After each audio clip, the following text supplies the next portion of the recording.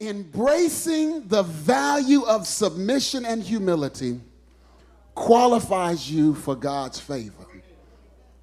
When I was in junior high school, there was a girl, her name was, and I probably shouldn't call her name. She never knows. She may be sitting in here for all I know. And I went to junior high school in Los Angeles. But anyway, her name was Paulette Barber. And Paulette, bar none, could whoop every girl in the school.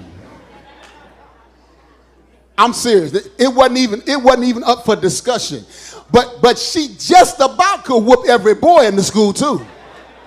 So much so, Paulette told me one day, "You gonna be my boyfriend?" I said, "Yes, I am. Yes, I am. Yes, I am."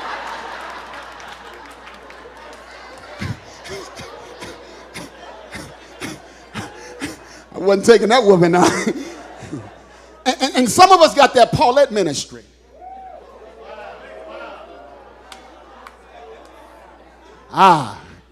You just rough with it.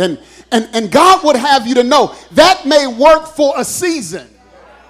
Watch this. That may win you a battle, but it ain't going to win you the war. Because some of us, we fighting, we screaming, we scratching, we're cussing, we're trying to kill it, and we wonder why it keeps coming back. And I truly believe, whether it's in a woman's life or even in a man's life, that sometimes God is using the difficult places to humble us and bring us to a place of submission and trust. Here's what I've learned in my short walk with God. I've learned God can't fight the battle if I'm doing the fighting. He cannot jump in the ring of life to fight my battle if I'm the one that's always doing the battle. And God would have some sister to know, not trying to delegitimize what you have gone through, the pain, the trauma, the injustice you may have suffered. But there comes a point in your life, it's only when the Lord fights your battle that it's going to get right. I wish I had a witness right there. I learned a long time ago, when I step out of the way, when God settles a fight, it's settled forever. It doesn't come back 5 years from now, 10 years from now. But I have to first get out the way. Baby, why does it keep coming back? How come that issue keep coming up? How come it's always a disagreement and difference with that individual? Embracing the value of submission and humility qualifies you for God's favor. When I was on vacation, I read a very good book entitled A Lawyer's Life by Johnny Cochran. It's the story of his life. And in this book, he tells the story of a particular case, about Leonard Detweiler. Leonard Detweiler's wife was pregnant, and she had gone into labor. And so it seemed to be a very serious labor, so he was rushing to the hospital. And so he did what he normally would have done when he was living in Georgia, in which they would tie a handkerchief to the antenna to alert the police authorities that this was an emergency. So he did the same thing in Los Angeles. He was living in Los Angeles, transplanted there. He tied a handkerchief to the antenna to alert the authorities. Look, I'm rushing, I'm flying, I'm driving fast through the streets. I'm not doing anything wrong. I have an emergency. Well, LAPD did not understand it. They didn't get that memo. They didn't understand it. So they pulled him over with their guns cocked and told him to stop. And as he was trying to explain that his wife was going into labor and it was an emergency, one of the officers, because his gun was cocked, went off accidentally and killed Leonard Detweiler. And because of that case, the Los Angeles Police Department changed their policies in which officers can no longer approach a difficult, traumatic situation with their guns cocked. Pastor, what does that have to do with a woman of favor? Some of my sisters, you approach situations emotionally half cocked.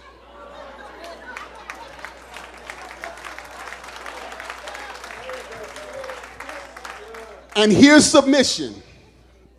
Put your gun down and approach it with a calmer demeanor. Can I get an amen right there? Let's talk about what submission is. Here it is. Come with me to chapter 1, verse 16. Look what it says. But Ruth replied, don't urge me to leave you or turn back from you.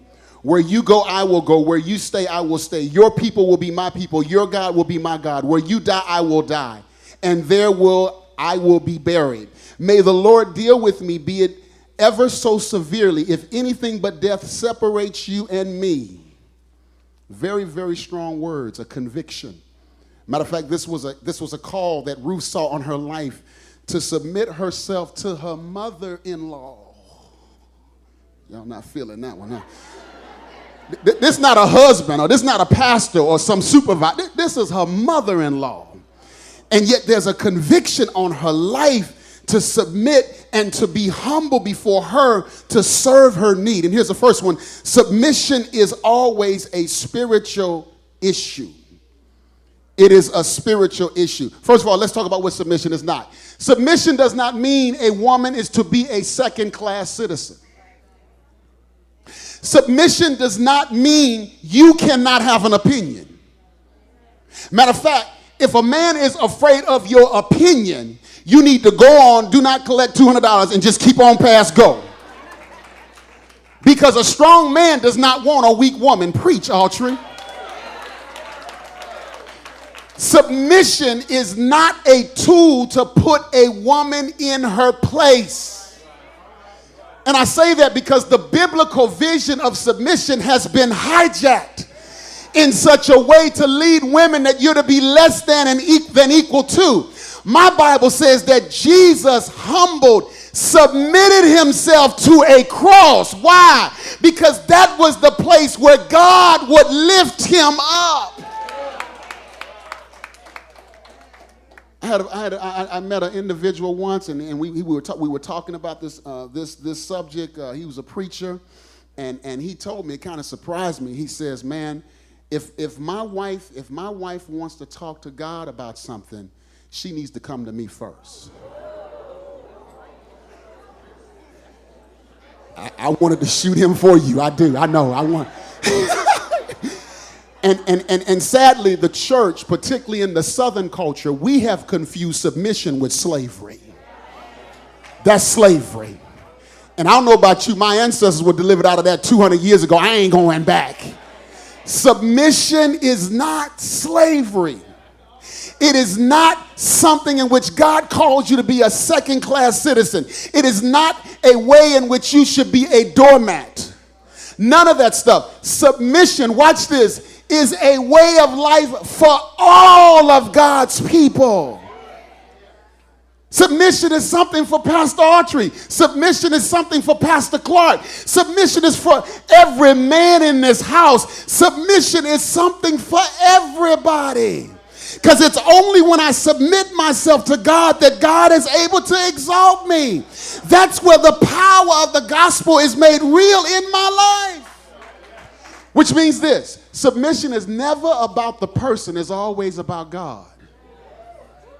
It's never about the person. See, some of us, we get caught up in saying, when God is telling us, look, you need to humble yourself, let it go, shut up, be quiet, whatever. And we see the person because they've hurt us and dog us. And God said, no, there's somebody bigger behind the person. There's somebody bigger behind the job. There's somebody bigger behind your enemy. That he's so sovereign, he can use the very thing that your enemy is trying to use to destroy you to lift you up. And we are short-circuiting testimonies because God is calling us to do what is unorthodox.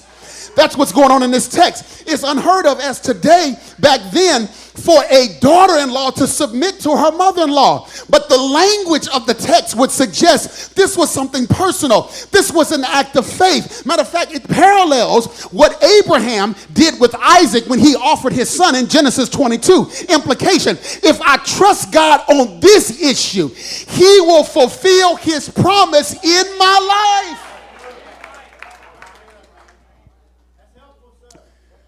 It's about God. Listen to me, ladies. It's about what you know God is saying to you. Has nothing to do with some man, has nothing to do with some supervisor, has nothing to do with your enemy. The question is God calling you to trust him? Oh, just recently, my wife received a promotion, and I've discovered in life there's a promotion and then there's promotions. She received a promotion, y'all. I mean, no, they hooked homegirl up, hooked her up, and I'm enjoying it. Amen. I ain't ashamed to say it. Amen. Go to work, girl. I'll cook for you. I'll serve. That's my baby. I ain't mad at her. I ain't mad at her. She getting blessed. I'm getting blessed too. Amen. But anyway, they gave her a promotion. Promotion. And I never shall forget about a year before the promotion, there were some things going on that would suggest that she needed to speak up. And she prayed about it, and she told me after she prayed about it, she says, honey, I know this is going to sound crazy, but God is telling me just to hush. Don't say anything. So when she explained everything to me in terms of what was going on in her job and what she prayed about, I said, yeah, that's a test. That's God all day. That's God all day. We just going to wait it out, trust God, and then we'll trust him when we get down the road as to what we're going to do. When they gave her the promotion, not just her boss, the CEO of the company came down to her office, not only congratulating her, but thanked her for waiting.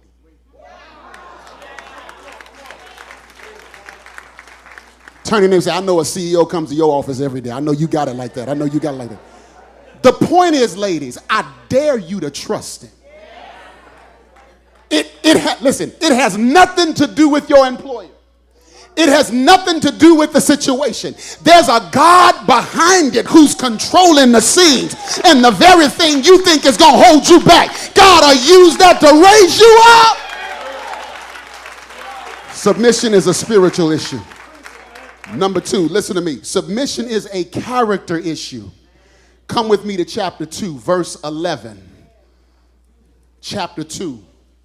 Verse 11, listen to these words. Boaz replied, I've been told all about what you have done for your mother-in-law since the death of your husband, how you left your father and mother in your homeland, came to live with a people you did not know before. May the Lord repay you for what you have done.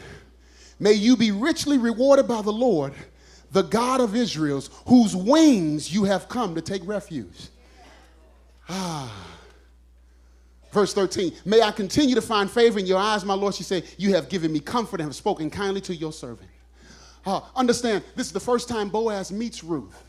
Ruth has come back with Naomi from Moab. They're broke. They don't have any money, broke, busted, and disgusted. And she goes to work anyhow. She goes to work anyhow. Broke, but she goes to work anyhow. Wasn't getting paid much. And while she's working, Brother Boaz was checking her out. Brother Boaz was checking her out. And ladies, let me just throw this footnote in. There were a lot of other women at work.